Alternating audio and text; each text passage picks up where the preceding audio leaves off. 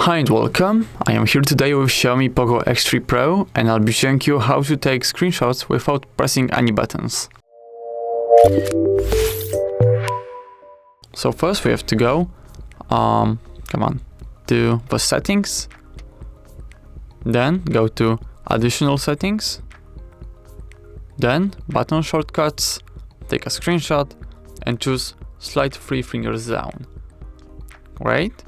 Now if we go to our home screen, take our 3 fingers and slide them from top to the bottom. As you can see, we have taken a screenshot. Again, maybe on this window, 3 fingers, slide from top to the bottom. And as you can see, we have taken our screenshot. And that's everything for this video. Thank you so much for watching. Please leave a like on this video and subscribe to our YouTube channel. Goodbye.